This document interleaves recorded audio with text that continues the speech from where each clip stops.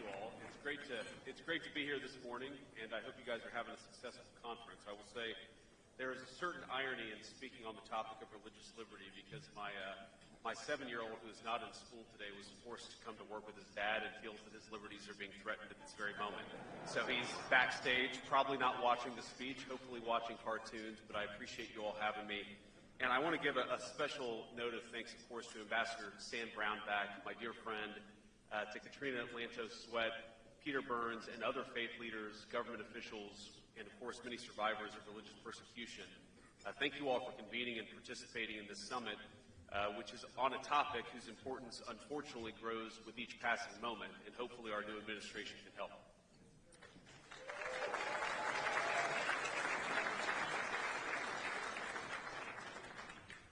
Now, please be seated. I always feel weird when people are standing up to hear me speak. It's not going to be that good, ladies and gentlemen. You can have a seat. Religious freedom, of course, is the freedom to practice one's own faith and act according to one's own conscience. And it's, of course, the bedrock of civil society in the United States of America and across the world. We know in America faith nurtures our communities. At home and abroad, it fosters a love for one's neighbors. It inspires generosity and service. It calls us to treat one another with dignity, to lift up those in need, and to build nations grounded in moral principle. In America, our founding fathers rightly recognized this, listing freedom of religion first among the liberties enshrined in our great Constitution. Before he was elected president, John Adams, who was the first vice president, I might add, observed that politicians, quote, may plan and speculate for liberty, but it is religion and morality alone which can establish the principles upon which freedom can securely stand.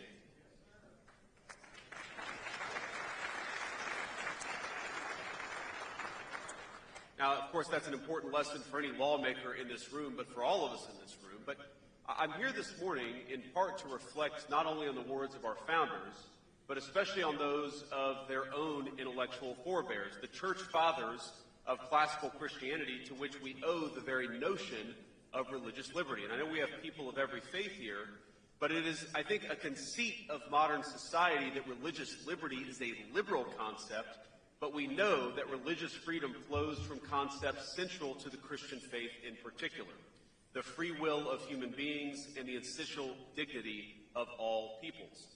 We find its foundational tenets in the Gospels themselves, with Christ's famous instruction to render unto Caesar that which is Caesar's, and unto God that which is God's. Early Christians, of course, suffered greatly, and unfortunately, many Christians still suffer today at the hands of oppressive state power. It weighed heavily on the church's first theologians and apologists. Reacting to the persecution of his fellow Christians in the 3rd century, the early church father Tertullian of Carthage published an open letter to the Roman consul. In it, he advocated the freedom to practice one's faith according to his or her conscience, and I'm quoting, "It is only just and a privilege inherent in human nature that every person should be able to worship according to his own convictions. The religious practice of one person neither harms nor helps another. It is not part of religion to coerce religious practice, for it is by choice, not coercion, that we should be led to religion," end quote. Now, perhaps unsurprisingly, it was the same church father who is credited with first coining the phrase religious liberty. Decades later, another Christian apologist would go on to advise Emperor Constantine, quote, "Religion cannot be imposed by force.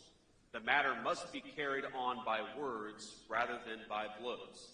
And of course, this line of thought runs from the early church fathers to now the modern era, where we recognize that we can't force our faith on anybody. America's founders recognized that their own writings was in dialogue with these philosophical predecessors. In his personal correspondence, Adams himself made references to both Tertullian and other church fathers. Thomas Jefferson owned an edition of Tertullian's collected writings, which he marked up and which today sits in the Library of Congress. In fact, in a personal copy of his own Notes on the State of Virginia, Jefferson went so far as to handwrite Tertullian's quote about faith in the margins of a passage on religious liberty. This is the legacy that has guided America's political principles from the founding to this very day. We remain the world's largest majority Christian country, and the right to religious freedom is protected by the people for everybody, whether you're a Christian, a Jew, a Muslim, or no faith at all. But religious liberty is not simply, as we all know, about legal safeguards. It is also about fostering a culture in which faith can thrive, so that men and women can fully appreciate and respect the God-given rights of their fellow citizens. Because one of the wonderful apparent paradoxes of religion is that in connecting us to the sacred and to the universal, it deepens our commitment to the particular, to our neighbors, to our obligations to one another, to the individual communities that all of us call home. I know that many of you came from all over our country, and I know that many of you know that I come from a poor part of our country. And growing up, my family and I, we were Christians, but we weren't regular churchgoers.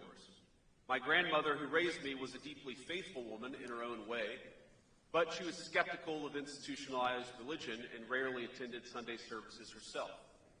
But on the occasions when we did go, whether it was with her or later with my father to his Pentecostal church in southwestern Ohio, and certainly now as a member of my own congregation, I was always struck by what I saw. And I will tell you that my grandma once told me that in the area of eastern Kentucky where she grew up, even the Episcopalians were snake handlers. I don't know if that was true, but that was just Mama's little spin on her own community. But think about it. Church was a place, and still is, where people of different races, different backgrounds, different walks of life came together in commitment to their shared communities and, of course, in commitment to their God. It was a place where the CEO of a company and the worker of a company stood equal before their worship of God. It was a place where people united not just in the pews, but in acts of service, on mission trips, charity drives, and in rallying around one another in times of sickness or grief, or of course in celebration of new life. Are these not the kinds of bonds and virtues that lawmakers today should strive to cultivate? Well, I'm pleased to say that they certainly were in the first Trump administration, and they will be even more so in the second Trump administration.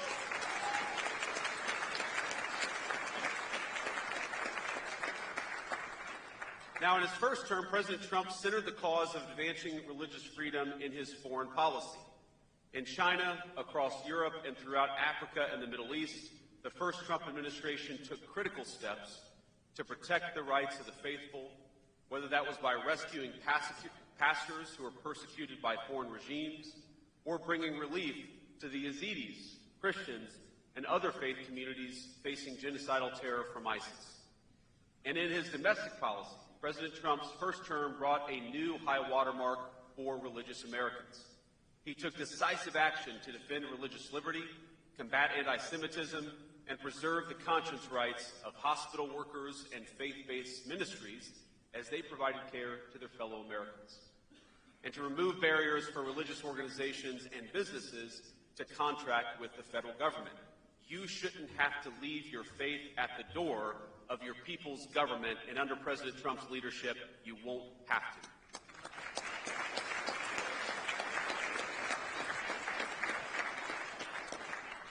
Now, we are only in the third week of his second term, but I think it's safe to say we've accomplished maybe more in the last 2 weeks than a lot of administrations have in a few years. But this administration is intent on not just restoring, but on expanding the achievements of the first 4 years and certainly of the last 2 weeks. And in this short period, the President has issued orders to end the weaponization of the federal government against religious Americans, pardon pro-life protesters who were unjustly imprisoned under the last administration, and importantly, stop the federal censorship used to prevent Americans from speaking their conscience and speaking their mind, whether it's in their communities or online.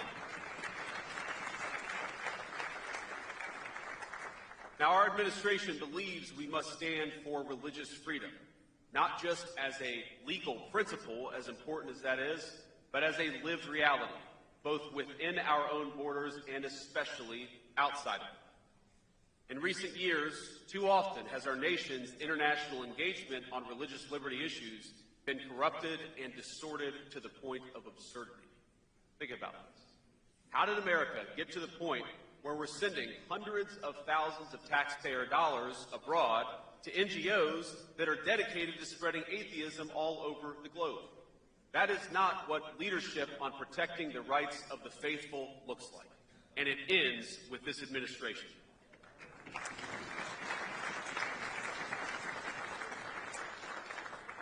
And I'd add that part of our protecting religious freedom initiatives means recognizing in our foreign policy the difference between regimes that respect religious freedom and those that do not. The United States must be able to make that distinction. We must be able to look at the catastrophes, like the plight of Iraq's Christians over the past 3 decades, and possess the moral clarity to act when something has gone wrong.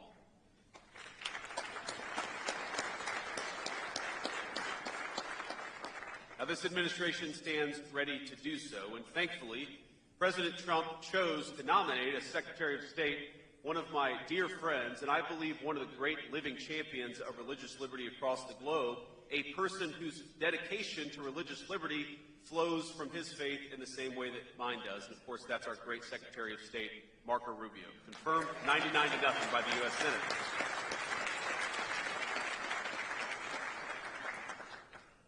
But both at home and abroad, we have much more to do to more fully secure religious liberty for all people of faith. I am grateful for the painstaking work that everyone in this room has poured into that effort. I pray that together we will be able to better protect the dignity of all peoples as well as the rights of all believers to practice their faith according to the dictates of their conscience. So thank you all for your work in preserving religious liberty. Thank you for safeguarding the rights of faith communities across the globe. And thank you, most of all, for believing, because we know that the source of religious liberty is the recognition that all of us are equal under the rights and laws of God, and that principle will guide us in the years to come. God bless you all, and thank you for having me.